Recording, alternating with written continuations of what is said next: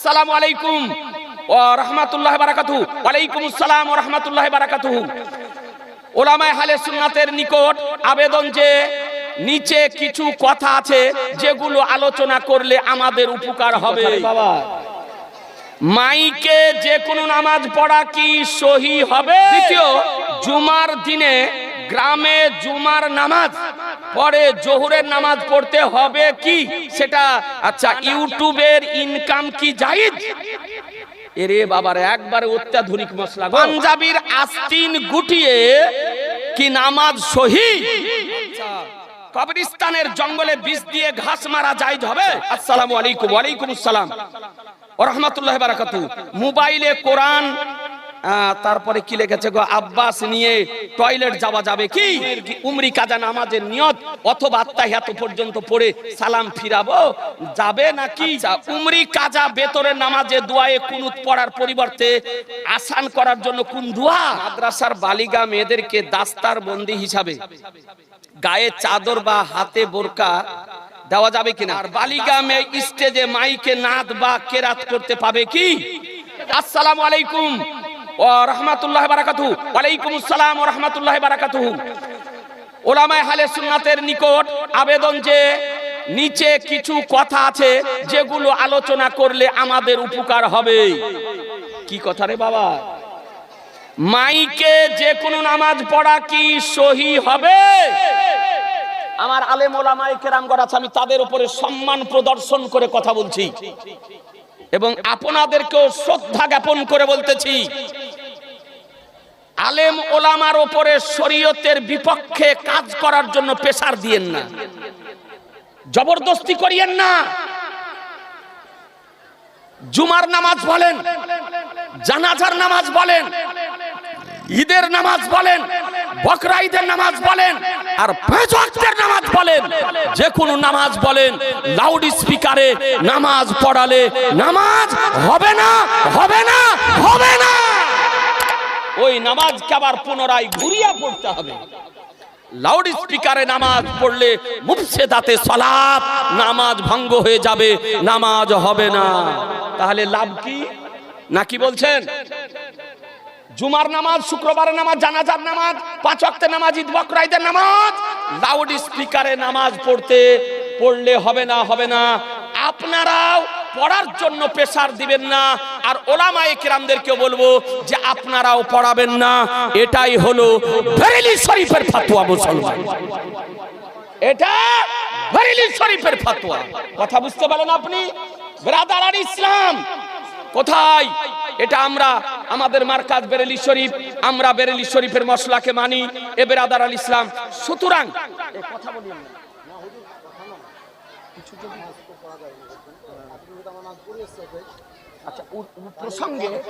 আচ্ছা ও প্রসঙ্গে যদি আপনি জিজ্ঞাসা করেন পরে জিজ্ঞাসা করেন। যদি না জানা অবস্থায় আপনি না জানা অবস্থায় যদি পড়িয়ে থাকেন সেটার বিষয় হলো আলাদা, আর জেনে নিলেন এরপরে পড়িয়ে নিলেন। লাউড স্পিকারে আজান দেওয়া যায়, সালাত দেওয়া যায়, ওয়াজ করা যায়, ঘোষণা করা যায়, কিন্তু নামাজ হলো একটা বিশেষ ইবাদত। নামাজে হলো আপনার মুকাব্বির করা সুন্নাতে নবী, মুকাব্বির করা সুন্নাতে নবী। এতে অনেক ক্ষতি আছে। লাউড স্পিকার আপনি অন করে নামাজ পড়ছেন, লাউড স্পিকারে নামাজ পড়ছেন, যন্ত্রের জিনিস বন্ধ হয়ে গেল, আপনার নামাজ সব ছত্রভঙ্গ হয়ে যাবে। হবে না, হবে না? ছত্রভঙ্গ হবে না? ছত্রভঙ্গ হয়ে যাবে। এখন আমি কথা বলছি, এই কথাটা হুবহু আমারই কথা না আমার ভাষা, কথাটা চেঞ্জ হয়ে যাচ্ছে বৈজ্ঞানিকদের দৃষ্টিতে। ফাকিহে মিল্লাত মুফতি জালালউদ্দিন আহমদ আমজাদি রাহমাতুল্লাহ আলাইহি ফতোয়ায়ে ফাইজুর রাসূলের প্রথম খণ্ডে বিস্তারিতভাবে তিনি আলোচনা করে বলেছেন যে প্রথমে এই লাউড স্পিকারে কথা বলা হয়, লাউড স্পিকারে যায়, লাউড স্পিকার থেকে অ্যাম্পলিফায়ারে যায়, অ্যাম্পলিফায়ার থেকে হর্নে যায়, আর সেখানে গিয়ে মুতাকাল্লিমের আওয়াজ পরিবর্তন হয়ে যায়।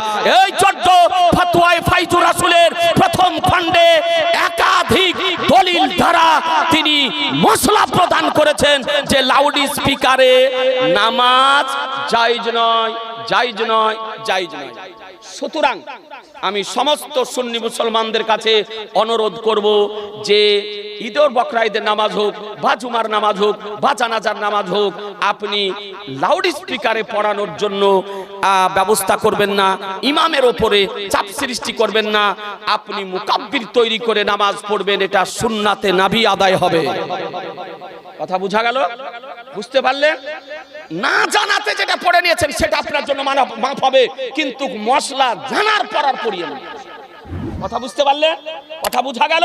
এবার আদার ইসলাম। আচ্ছা, দ্বিতীয়, জুমার দিনে গ্রামে জুমার নামাজ পড়ে জোহরের নামাজ পড়তে হবে কি, সেটা জামাতে না ফরদান। আচ্ছা ভাষা গো, জামাতে না ফরদান মানে একা একা। শোনেন, সমস্ত ফতোয়ার কিতাবে বর্ণিত হয়েছে। ফতোয়ায়ে রাজাবিয়া বলেন, ফতোয়ায়ে আমজাদিয়া বলেন, ফতোয়ায়ে মুস্তাফাবিয়া বলেন, বাহারে শরিয়াত বলেন, ফতোয়ায়ে আজমালিয়া বলেন, ফতোয়ায়ে বাহারুল উলুম বলেন, ফতোয়ায়ে ইউরোপ বলেন, ফতোয়ায়ে ফাকিহে মিল্লাত বলেন, ফতোয়ায়ে তারবিয়াতে মারকাজে ইফতা বলেন, সমস্ত ভারতবর্ষের আকাবিরে উলামায়ে আহলে সুন্নাত বলেছেন এবং আমার সরকার আলা হযরত বলেছেন, বহু হানাফি মাযহাবের কিতাবের রেফারেন্স সহকারে, যে গ্রামে জুমার নামাজ যারা পড়বে, গ্রামে জুমার নামাজ জায়েজ নয়।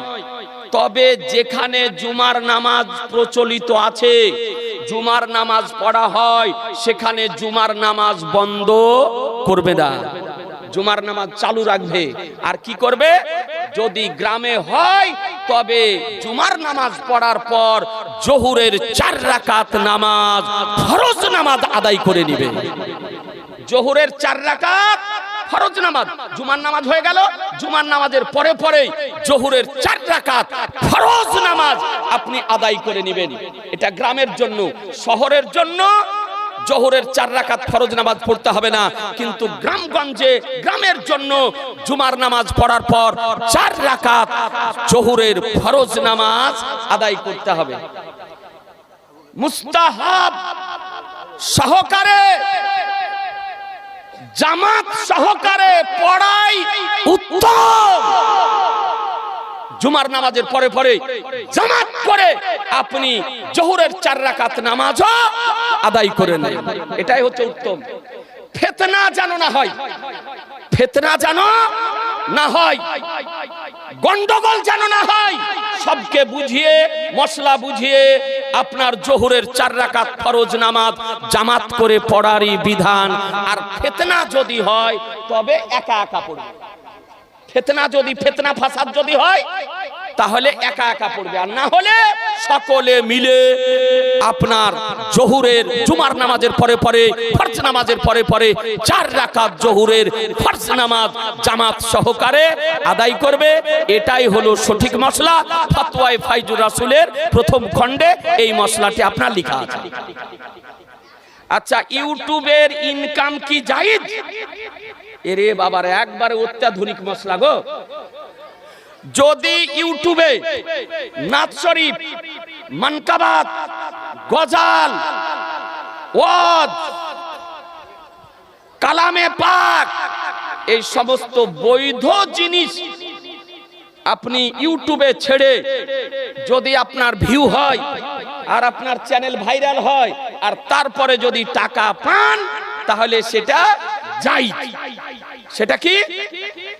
জায়েজ।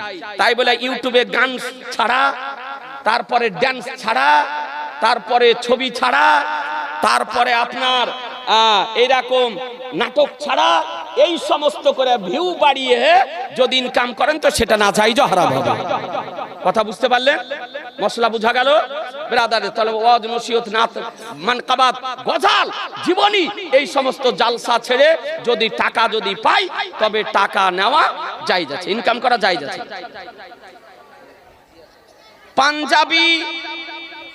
পাঞ্জাবির আস্তিন গুটিয়ে কি নামাজ সহি?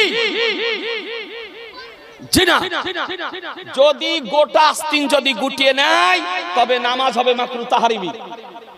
এই আস্তিনকে এরকম করে গুটিয়ে যদি নামাজ পড়েন তাহলে নামাজ হবে কি মাকরু তাহরিমি। এইরকম করে আস্তিন আপনার গুটিয়ে আপনার যাবে না। এ বেরাদার ইসলাম, আচ্ছা কবরস্থানের জঙ্গলে বিষ দিয়ে ঘাস মারা জায়েজ হবে? যদি কোনো কবরস্থান জঙ্গল যদি হয়ে যায় আর মাটি দিতে যদি অসুবিধা হয়, আপনি বিষ দিয়ে ওই জঙ্গলকে পরিষ্কার করে দিতে পারেন। তবে জঙ্গল যদি না হয়ে কবরের উপরে যদি ঘাস হয় তো ওই ঘাসটাকে না মারাটাই ভালো। কারণ কবরের উপরে যতক্ষণ ঘাসটা থাকবে ততক্ষণ আল্লাহ তাআলার তাসবিহ তাহলিল করবে, আর আল্লাহ তাআলার তাসবিহ তাহলিল করার ফলে ওই কবরবাসী উপকৃত হবে। কথা বুঝতে পারলেন? আর এমনি জঙ্গল আজে বাজে গাছ আপনার হয়ে গেছে, মাটি দিতে অসুবিধা, কবর খুঁড়তে অসুবিধা, তো ওগুলোকে আপনি পরিষ্কার করে রাখতে পারেন, তাতে কোনো অসুবিধা নেই। বীজ দিতে পারেন, তাতে কোনো অসুবিধা নাই। তবে কবরের উপরে গরু চড়াতে পাবেন না, ছাগল চড়াতে পাবেন না, আপনার মহিষ চড়াতে পাবেন না, কবরের উপর দিয়ে হাঁটতে পাবেন না, কবর লাফাতে পাবেন না, কবরের উপরে ট্রাক্টর চালাতে পাবেন না, কবরের উপরে জিসিপি নিয়ে যেতে পাবেন না। এগুলো সব নাজায়েজ ও হারাম। সুতরাং গাছ লাগানো জায়েজ নয়, কবরের উপরে গাছ লাগানো জায়েজ নয়। ঘাস লাগাতে পারেন, ফুল লাগাতে পারেন, তাই বলে গাছ লাগানো জায়েজ নয়। একটা জীবিত মানুষের বুকের উপরে যদি জিন্দা একটা গাছ যদি তুলে দেন তো কষ্ট পাবে না? পাবে না? পাবে না? পাবে না? আল্লাহর নবী বলেছেন জীবিত ব্যক্তি যাতে কষ্ট পায়, মৃত ব্যক্তিও তাতে কষ্ট পায়। সুতরাং কবরের উপরে গাছ লাগানো যাবে না। যদি কোনো কবরের উপর গাছ থাকে অতি সত্বর কেটে ফেলুন।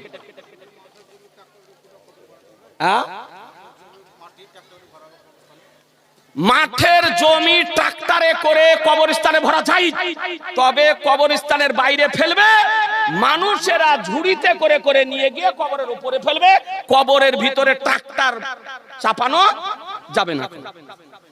আচ্ছা, আসসালামু আলাইকুম। ওয়ালাইকুম আসসালাম ওয়া রাহমাতুল্লাহি ওয়া বারাকাতুহু।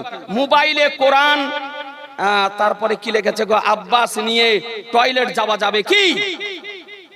যদি মোবাইলের মধ্যে স্ক্রিনের মধ্যে আপনার কোরআন শরীফ আছে, আরো কিছু আছে অ্যাপসের মধ্যে, তো ওই মোবাইলটা বাথরুমে নিয়ে যাওয়া আদবের খেলাফ, না নিয়ে যাওয়াটাই ভালো। এটাই বিজ্ঞ ভারতবর্ষের মুহাক্কিকে মাসাইলে জাদিদা দ্বারা যারা সব সময় মশলা গবেষণা করছেন তারা এই কথাটাই বলেছেন যে মোবাইল নিয়ে বাথরুম টয়লেট না গিয়ে তাই হলো আদব।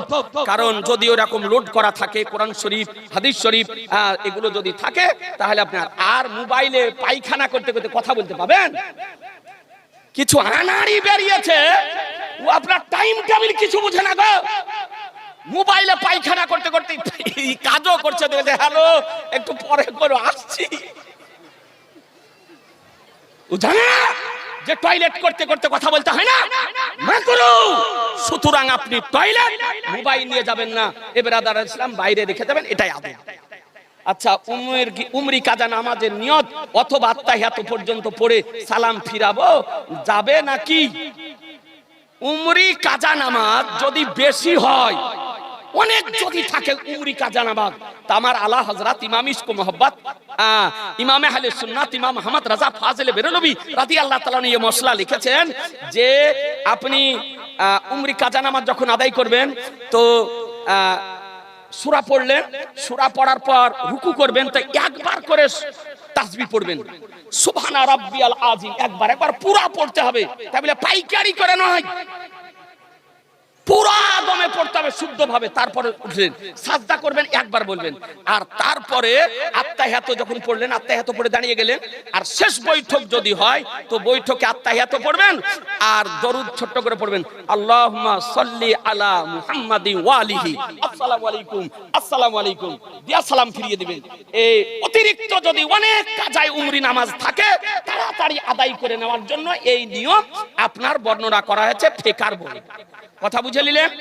আচ্ছা, উমরি কাজা বেতরের নামাজে দোয়ায়ে কুনুত পড়ার পরিবর্তে আসান করার জন্য কোন দোয়া? দোয়ায়ে কুনুত তো আপনাকে পড়তে হবে, ওয়াজিব। দোয়ায়ে কুনুত পড়া কি ওয়াজিব?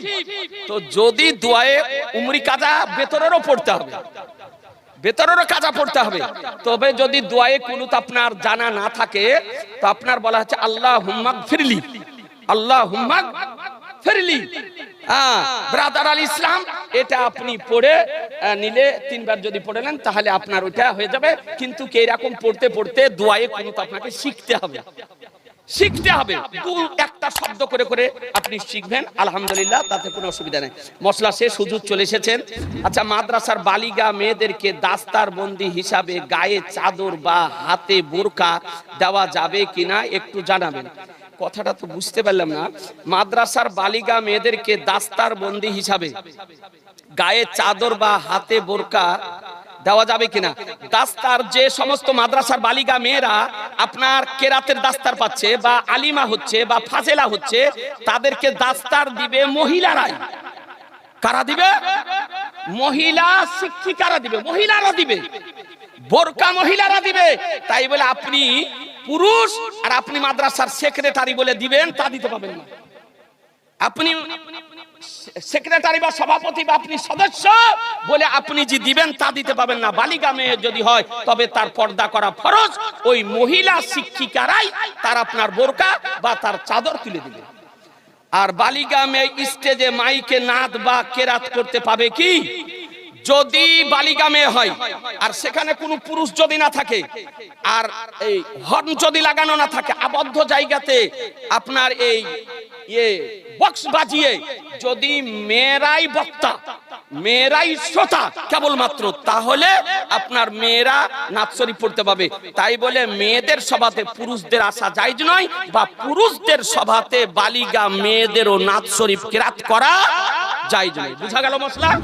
ব্রাদার ইসলাম, যাই হোক, এখান থেকে আমার আলোচনার সমাপ্তি ঘোষণা করছি। ব্রাদার ইসলাম, মশলা ভুল বুঝিয়েন না, আমি অনুরোধ করে বলবো।